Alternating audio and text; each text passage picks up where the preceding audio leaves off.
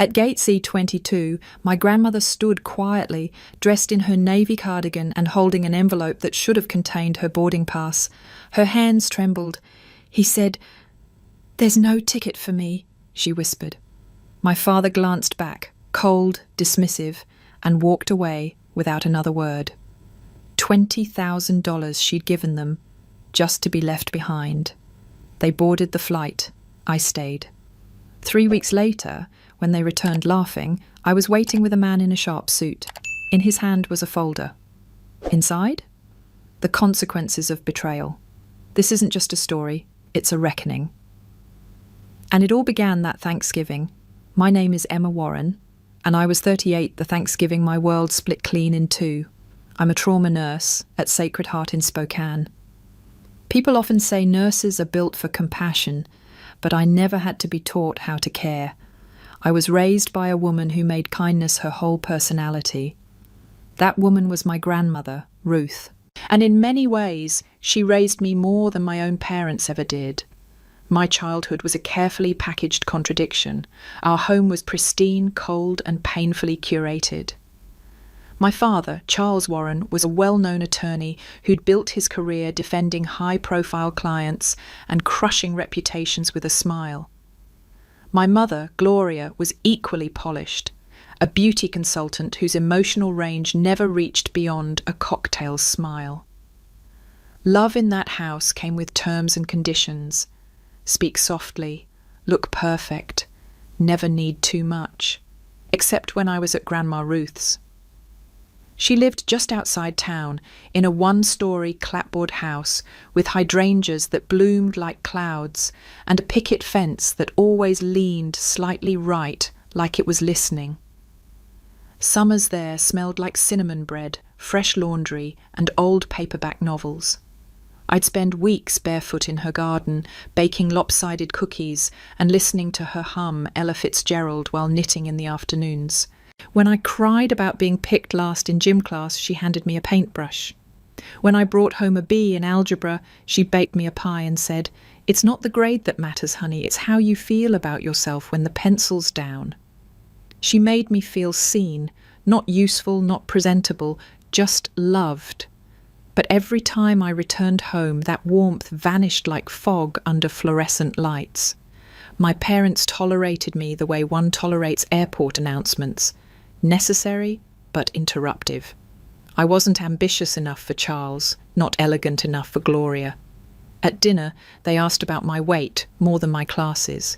And when I became a nurse, my father looked disappointed that I hadn't chosen law, muttering something about wasting a brain on bedpans. Still, I stayed close to Grandma Ruth. I visited her weekly, called her daily, and spent holidays with her, even when it made my parents' lips tighten. I was her person, and she was mine. So that Thanksgiving, when everyone suddenly showed up at her house, parents, aunts, cousins in coordinated sweaters, it felt off. They brought pies from bakeries they'd never cared for, wine bottles with decorative bows, and voices an octave too high. Even Aunt Linda, who usually forgot Grandma's birthday, hugged her twice before dinner. We gathered around her worn mahogany table. She'd made her famous sweet potato casserole, green beans with crispy onions, and turkey so tender it fell apart with a glance. "Looks like everyone's here," Grandma said with a bright smile. Her eyes darted toward me, soft and proud. I smiled back, but something in my chest tightened. My father clinked his glass. "I just want to say how wonderful it is to have the family together under one roof. It's been too long. And Mom, this meal, unbelievable, you've outdone yourself." Gloria nodded, her diamond earrings catching the light. "You always put love into every bite, Ruth." Even my cousins Tyler and Brooke looked up from their phones for a second to mumble, "Yeah, it's really good. It was surreal." These were the same people who usually ditched Thanksgiving for Aspen or Hawaii, who barely called or sent a card. Now they were smiling like a Hallmark movie, and I couldn't figure out if I'd missed something or if something was being set up. Grandma Ruth beamed, her cheeks flushed from the oven heat and unexpected praise, and I sat there, smiling, chewing slowly, pretending nothing felt wrong. The clinking of glasses settled, and just as I reached for another bite of casserole, my father leaned back with that too relaxed posture that always signalled a sales pitch.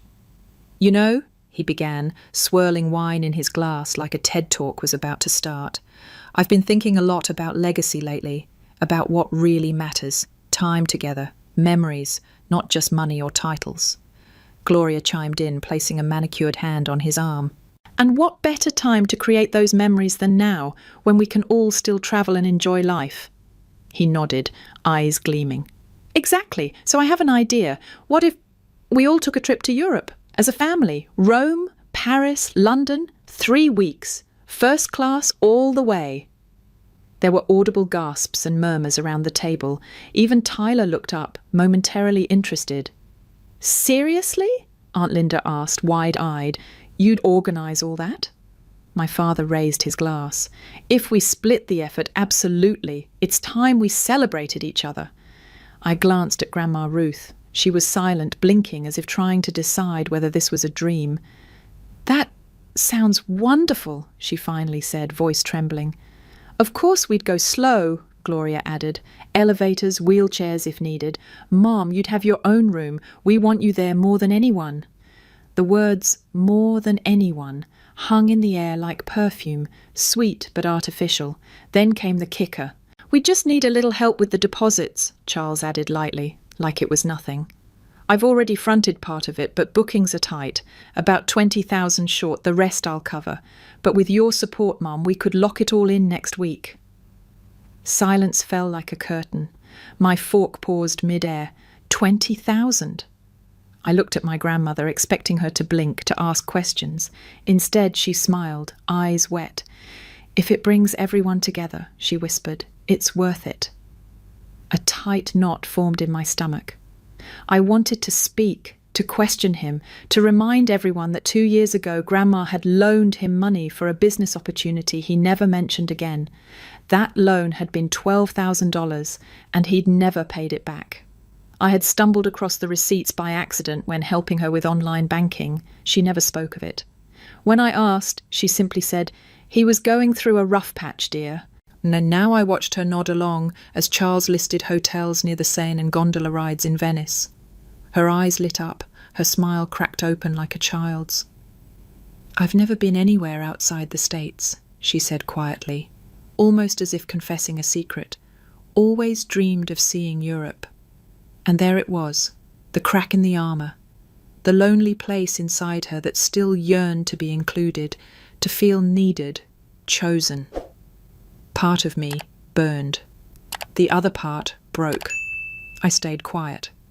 Because how could I ruin the first time in decades she felt like more than a holiday convenience? So I swallowed my suspicion. Let the wine flow and the laughter build. Because that night, Grandma Ruth looked happy, and I didn't have the heart to be the one who stole that from her.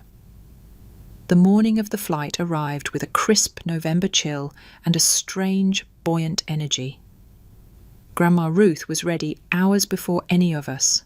She wore her navy cardigan, the same one she'd saved for occasions, buttoned to the top, paired with a floral scarf, and her old but polished black flats. Her suitcase was tiny, the kind you'd take on a weekend retreat, not a 3-week European tour. "I packed light," she said proudly, "so I won't be in anyone's way." I smiled, brushing her shoulder lightly, even though my stomach had been in knots all morning. There was something in my father's voice the night before when he told her, "Don't worry about a thing, just show up." That felt too smooth, too rehearsed. At the airport, Dad snapped into general mode, barking orders about check-in times, checking passports, waving us forward like we were part of a corporate retreat. Aunt Linda obsessed over her travel pillow. Gloria snapped at Brooke to put her phone away. In the chaos, no one really spoke to Grandma. She held my arm as we moved through the terminal, her eyes wide in quiet awe. "I haven't been to an airport this big in years," she whispered.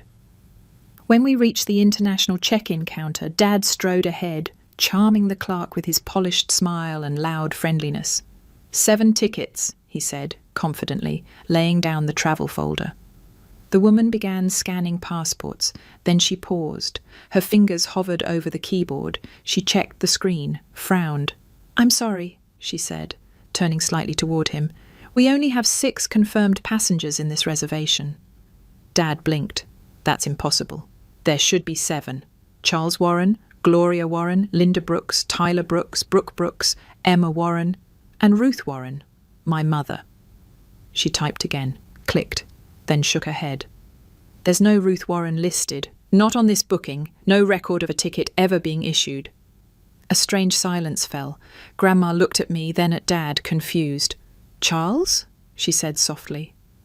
Dad turned to the clerk, keeping his voice calm, but his jaw twitched. "This has to be an error. I booked everyone together." "I'm sorry, sir, but the manifest shows only 6 travellers. If she wasn't issued a ticket, she can't proceed past security." Grandma's hands trembled around the handle of her suitcase. "I paid," she whispered. "I gave the money." "It must be a website glitch," Dad said too quickly. "These things happen." Aunt Linda jumped in, like backup in a bad play. "Maybe it's a blessing in disguise, Mom. These flights are long, and you said your knees were acting up. Maybe this is the universe's way of telling you to rest." My breath caught. The audacity. Gloria placed a cold hand on Grandma's shoulder. "We'll bring you back souvenirs, pictures, stories. It'll be like you were there." Grandma's eyes glazed. Her shoulders sagged slightly. "And Charles?" He turned to the clerk again, thanking her, then gathered his bag and began walking toward security like the matter was settled. Just like that.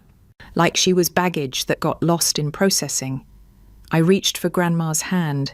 It was cold. And I knew, whatever this was, it wasn't a mistake. I watched them disappear past security. My father, mother, aunt, and cousins. Their luggage rolling easily behind them. Their chatter rising and falling like nothing had happened. Grandma and I stood frozen by the check-in desk. The world bustling around us, while we remained still, 2 statues in the wrong scene. I turned to the airline clerk. "Could you check the original booking?" I asked, keeping my voice steady. "When was it made?" She looked hesitant, but after glancing at Grandma's trembling figure, she nodded slightly and clicked a few times on her screen. "The reservation was made 22 days ago," she said, "and only 6 tickets were ever purchased. I'm sorry, her name was never on the list." My breath caught. So it wasn't a glitch, it wasn't a mistake. They never intended to take her. I thanked the clerk and stepped away. Grandma had sat down on a nearby bench, her suitcase between her knees, hands clasped tightly over the handle. She didn't cry. She didn't say a word. I sat beside her. For a moment, I just watched her. The lines in her face seemed deeper. Her eyes were duller than I'd ever seen them. And I realized something quietly devastating. She wasn't shocked. She was used to this. "Grandma," I said gently, "I'm not going." Her head turned slowly, eyes wide. "Emma, no, you've wanted this trip for so long. Don't give it up for me." "It's not a vacation if it starts like this." She looked down at her lap, and her voice was barely a whisper. "I really thought, maybe this time." "I know," I said, reaching for her hand. We didn't speak again until we were back in the car. The drive home was a blur of grey sky and radio static. The heater clicked softly in the silence. Grandma stared out the window the whole time, her lips pressed together like she was holding something back. Maybe words, maybe tears. At home, she went straight to her armchair by the window, sat down, removed her shoes, unzipped her suitcase, and began unpacking, slowly, one item at a time. Folded sweaters, her pill organizer, the passport she'd renewed for the first time in 30 years. I hovered in the doorway, helpless. When I returned with a cup of tea, she was holding a faded photograph, her and my father on a beach, decades ago. Her expression in the picture was young and fearless, the version of her I'd never known. I really thought they meant it, she said, not looking up. I sat beside her and took her hand. She didn't cry, and somehow that was worse. That night I couldn't sleep. I sat at Grandma's dining table with my laptop open, a blank document glowing dimly, cursor blinking like a heartbeat.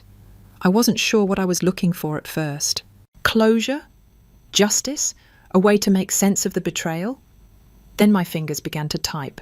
Elder Financial Abuse Laws, Washington State. The search results flooded in. Statistics, warning signs, hotlines. I read article after article, my stomach tightening. Words like exploitation, undue influence, coercion. The more I read, the more my disbelief hardened into clarity. This wasn't just immoral, it might be illegal. I clicked through a government site and found a name, David Lennox, a local attorney specializing in elder law and financial protection. His bio mentioned a background in social justice and dozens of successful restitution cases. I stared at his contact page for a long time before dialing. Lennox Law, this is Amy, a woman answered. I need to speak to someone about a possible elder financial abuse case, I said. Her voice softened instantly. Can you tell me a little about the situation? I did, short, cautious, but enough. She scheduled a home visit for the next afternoon. When I told Grandma, she didn't say much, just nodded and asked if she should make tea. The next day, David arrived. He didn't look like I expected. No cold suit or briefcase. He wore jeans, a navy blazer, and a gentle expression like he knew this wouldn't be easy. He shook Grandma's hand like she was royalty, then sat across from her, notepad in hand but barely glancing at it. Mrs. Warren, he began softly. Emma shared some of what happened. I know this isn't comfortable, but I want to make sure you understand what was done to you, what's been done, is not just painful. It may be a crime. Grandma looked down at her teacup. They're my family. And that doesn't make what they did right, he said evenly. They requested money under false pretenses. They promised inclusion, then abandoned you. That meets the legal criteria for financial exploitation under state law. She hesitated. It wasn't the first time, she whispered. David and I both leaned forward. I loaned Charles money years ago, she said slowly, for his firm, then for a property deal, said it would come back tenfold. I never saw a cent. He always said, next quarter, Mum. Then it stopped coming up altogether. Twist, sharp and brutal. David nodded, scribbling notes. Do you have records, bank statements, emails? I think so. Emma handles most of that now. I felt my pulse thrum. I'll get them. As I rose, Grandma looked up at David. I don't want to cause trouble. You're not, he said gently. You're standing up for yourself. For the first time in days, she blinked as though waking from a long, cold sleep. I spent the rest of that day combing through Grandma's old records, sorting through dusty folders, bank envelopes, and faded post-it notes stuck to statements. She'd kept everything, neatly filed, meticulously labelled. It was both a blessing and a heartbreak. Near the back of her bedroom closet, in a metal box labelled Household Expenses, I found it. A series of documents showing repeated transfers from a joint account, one shared between her and Charles. Twist. Not a loan, not a one-time emergency, a steady siphon. 12 transactions over 6 years, each marked as business support or firm equity. Some were as high as $8,000, others smaller, all one way. I brought the copies to David the next day. He reviewed each one slowly, then looked up, his face tight with restraint. This isn't just misuse, he said. It's pattern-based, sustained. He knew exactly what he was doing. He used her, I said, heat rising in my throat. David nodded. And because it's a joint account, he masked it under the guise of access. But she didn't initiate any of these withdrawals, right? Not one, I said. Grandma sat quietly in her chair, hands folded. I turned to her gently. Did you ever sign anything with him, any agreements? She shook her head. No, I just trusted him. He said it was for the family. I exhaled slowly. That's not family, that's fraud. David leaned forward. Mrs. Warren, if you're comfortable, I'd like to build a formal case. I'll need permission to request records from the bank, including any call logs or confirmations. Also, we'll need a witness statement from the airline agent who saw what happened at the gate. Grandma's eyes flicked between us. Her voice came soft and strained. They're still my children. I know, I said, kneeling beside her, but you're my family, and you deserve better than this. She looked at me for a long moment, then turned to David. What do I need to do? He smiled gently. Just be honest. We'll handle the rest. That afternoon I drove us to her local branch. Sharon, the bank manager, had known Grandma for years. When we explained what had happened, her face went pale. She printed every statement we asked for and even found a recorded call from Charles confirming one of the larger transfers. Back home, David scanned everything into a secure folder on his laptop. We built timelines, named accounts, gathered corroborating evidence. Every new piece made it harder to breathe and easier to act. For the first time since that awful morning at the airport, I felt momentum. Like maybe, just maybe, justice wasn't a myth. It was something you built, layer by layer, brick by brick. The morning of the confrontation, I told Grandma I had errands in town. She didn't question it, just handed me a short grocery list and asked if I could grab a new pair of gardening gloves if they were on sale. I smiled, kissed her forehead, and promised I'd be back by lunch. David was already waiting at the airport when I arrived, standing by the arrivals gate in his charcoal grey suit. He looked calm, the kind of calm that unnerves people more than rage. In his hands, he held a simple manila folder, the one we'd spent days filling with dates, documents, and quiet truth. The flight from Paris was scheduled to land at 10:42 a.m. I knew this not because someone told me, but because of a discovery I'd made 2 nights prior. While helping Grandma set up her old iPad, I'd remembered my mother had once used the same Apple ID to access a shared travel calendar. Out of curiosity, I tried logging in. It worked. Twist. There it was. Bookings, hotel confirmations, even dinner reservations in Florence, all neatly catalogued and time-stamped. The kicker? The itinerary had been finalised exactly 3 weeks before the flight. The same week my father asked Grandma for money. I stared at the screen in disbelief. Every plan, every name, except hers. Now, standing beside David, I scanned the faces, exiting the gate. There they were. Charles walked out first, his shoulders squared, dragging 2 oversized designer suitcases plastered with Paris and Rome stickers. Gloria followed in oversized sunglasses and a white trench coat, looking like she'd walked off a magazine spread.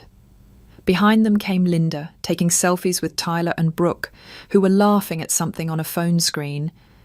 They looked radiant, relaxed, triumphant, until they saw me. I stepped forward slowly. David followed, calm and steady. Charles froze mid-step. "Emma?" he said, confused. Gloria removed her sunglasses. "What are you doing here?"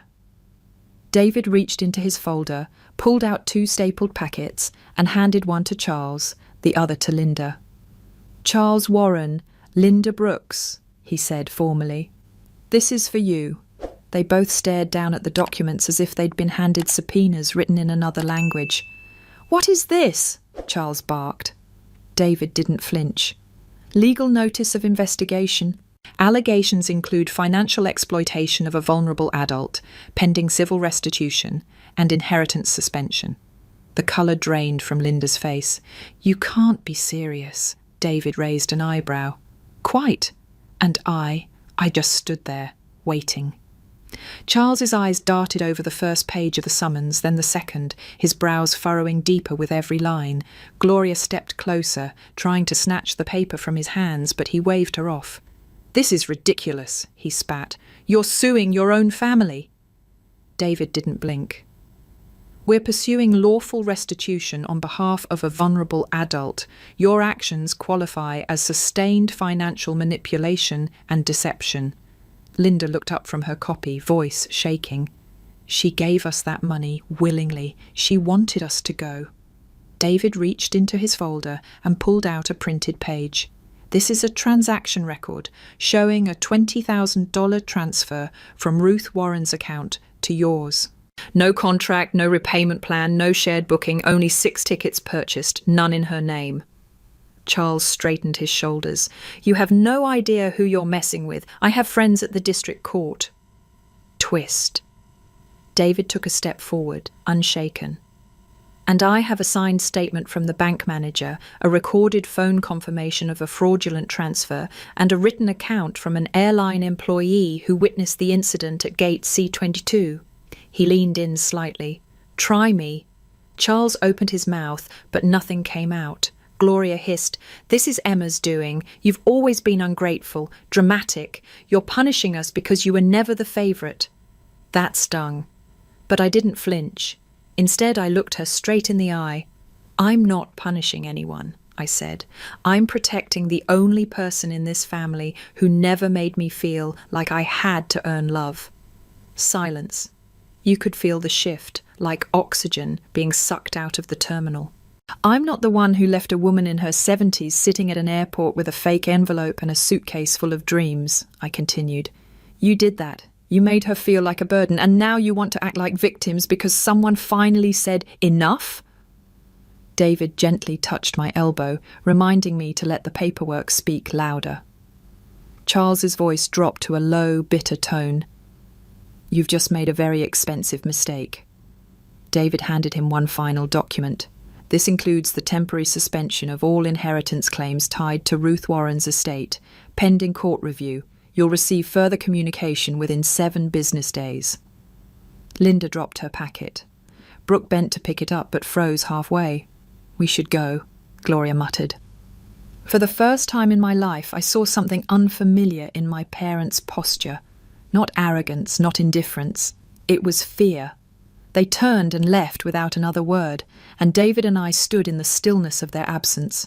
The mediation hearing was scheduled for the following Thursday at the Spokane Civil Court.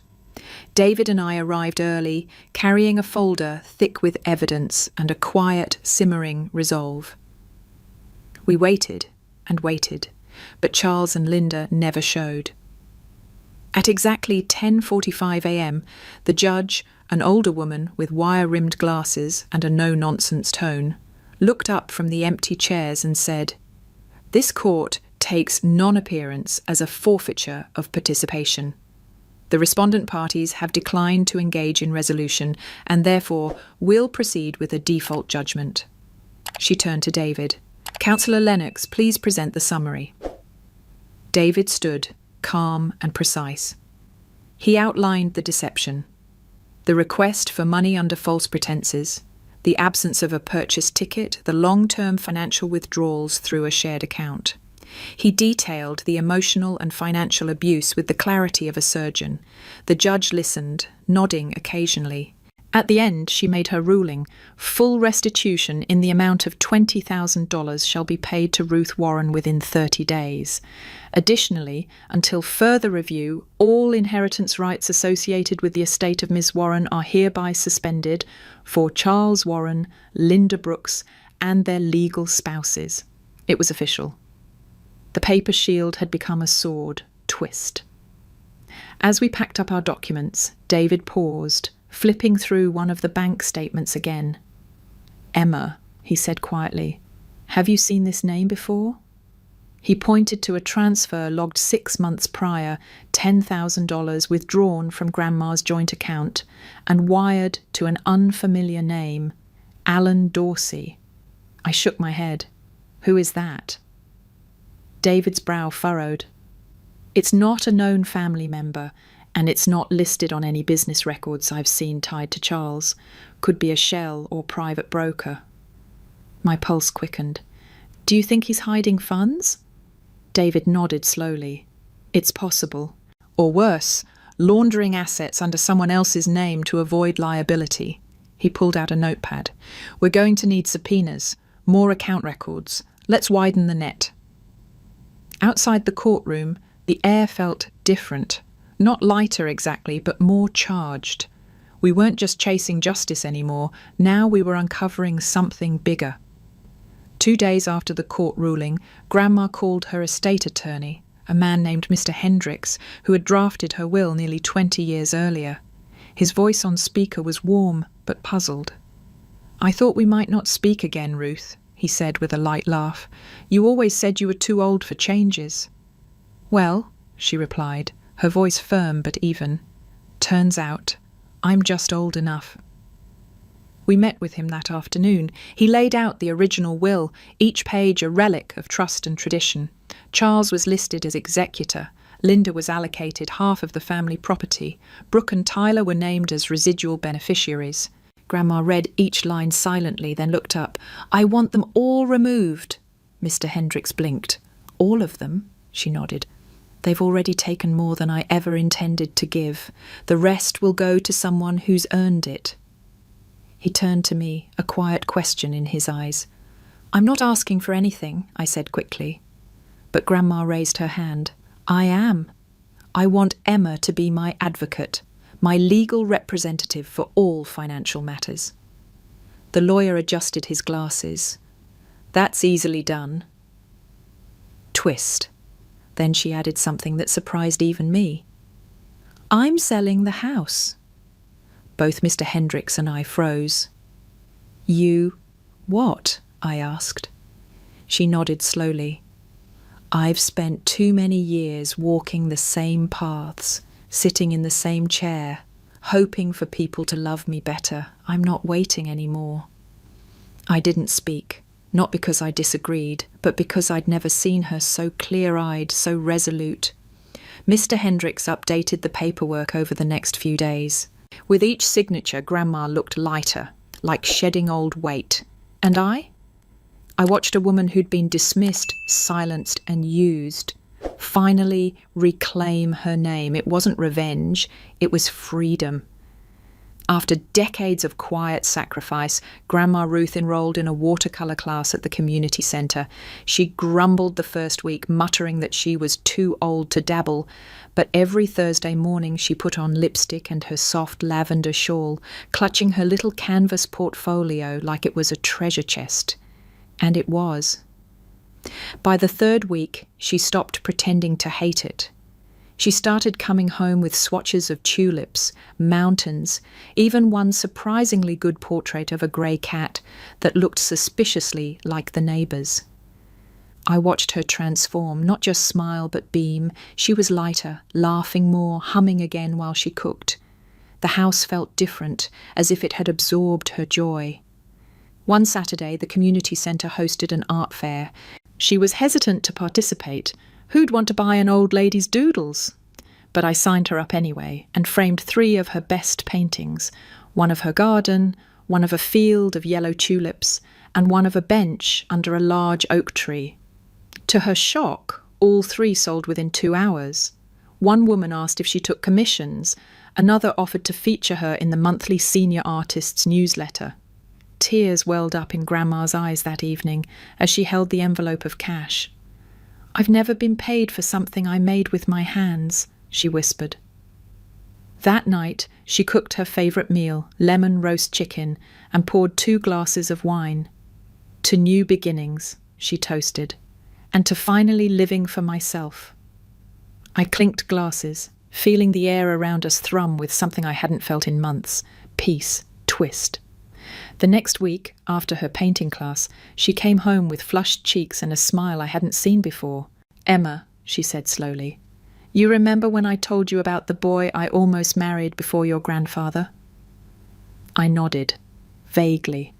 A story about a boy who wrote poetry and once carved her name into a tree near Lake Pendleton. "He came to class today." I blinked. "What?" "He said he saw my name on the flyer and thought it couldn't be anyone else. His name is Henry Lang. He's retired now, widowed, and he wants to buy me coffee."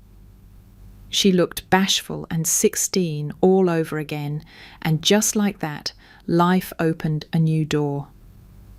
That spring, I applied for the master's program in gerontology and elder advocacy at Idaho State University. I hadn't stepped into a classroom as a student in over a decade, but something in me had shifted. Watching Grandma reclaim her dignity lit a fire I couldn't ignore. I wanted to help others like her, those who didn't have a voice or a granddaughter willing to fight for one. I told her the night I got my acceptance email. Her eyes welled with pride. "I always knew you'd take care of people," she whispered. "I just never imagined you'd start with me." We had settled into our new home by then, a modest, sunlit place on the edge of town. It wasn't big, but it had a small porch, a garden bed, and a quiet energy that suited us. Grandma took to it like a bird to sky.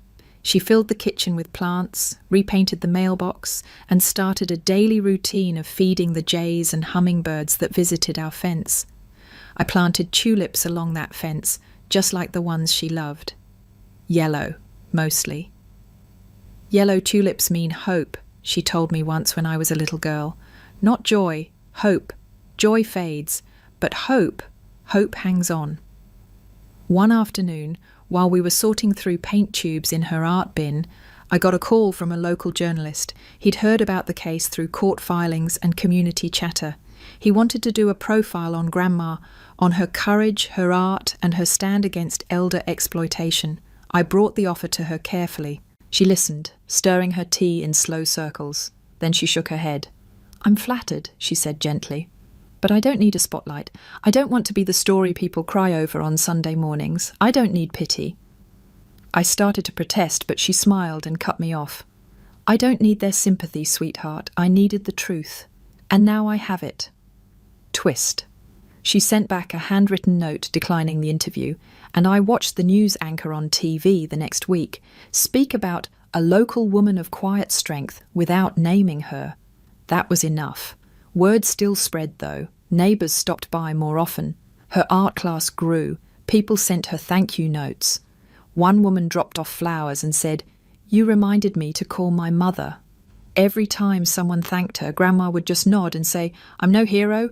I just stopped pretending silence was loyalty."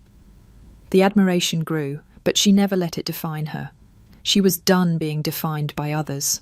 As winter melted into spring, Grandma Ruth began to slow down. She still painted sometimes, still hummed softly when the wind moved through the tulips outside, but her steps grew shorter, her naps longer. Some days she simply sat on the porch wrapped in her favourite quilt, a book open in her lap, unread. I noticed the difference in subtle ways.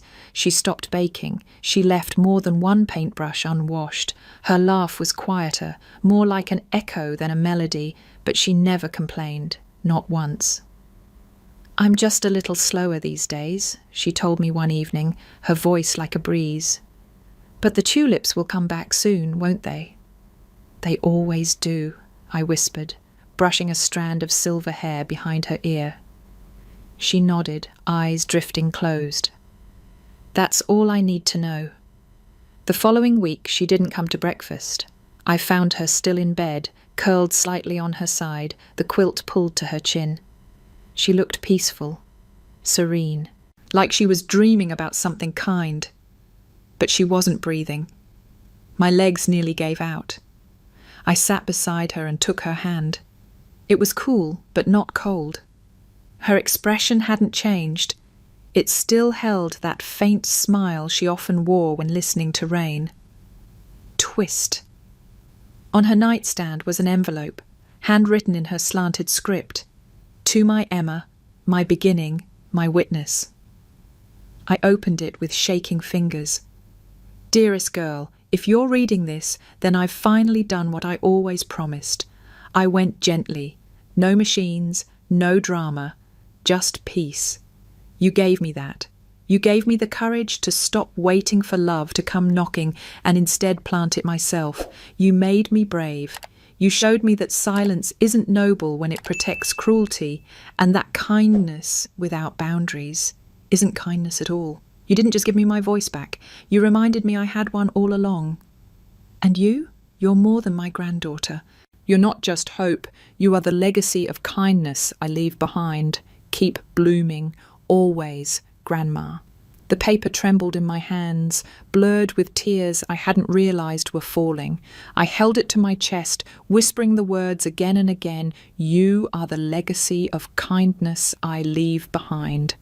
And in that moment I knew her life hadn't ended. It had passed forward, through me.